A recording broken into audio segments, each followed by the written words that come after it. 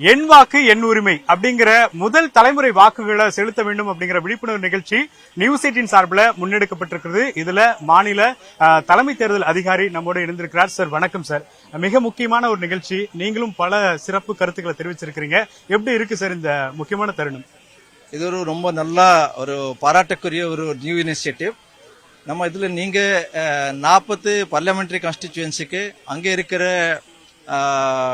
இது கல்லூரிகள் அங்கே எல்லாம் போயிட்டு விழிப்புணர்வு எல்லாம் பண்ண போறீங்க. So I think the message will go very long. So my best wishes for you. Sir, ஒவ்வொரு தேர்தலும் 30% மேல வாக்குகள் இல்லை அப்படின்றத இந்த விழிப்புணர்வு மாற்றும் நம்புறீங்களா?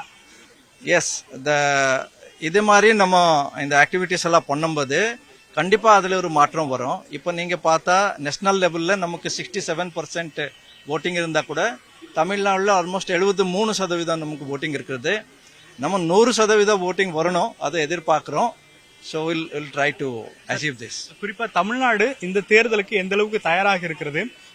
முழுமையான பணிகள் நிறைவு பெற்றிருக்கா? நம்ம எலெக்ஷன் கமிஷன் என்னென்ன உத்தரவு கொடுத்துருப்பாங்களோ அது மாதிரி ஃபுல்லா நாங்க தயார் நிலையில தான் இருக்கிறோம். இனிமேல் அனௌன்ஸ்மெண்ட் வந்த பிற்பாடு ஒரு சில ஸ்டாச்சுட்டரி ஆக்ஷன்ஸ் எல்லாம் நம்ம ஸ்டார்ட் ஆகும். ஆனா நம்ம ஒரு மெயின் ஃபங்க்ஷன் எப்பவுமே என்னன்னா இந்த விழுப்புணர்வு எல்லாம் நீங்க பண்ணிருக்கீங்க.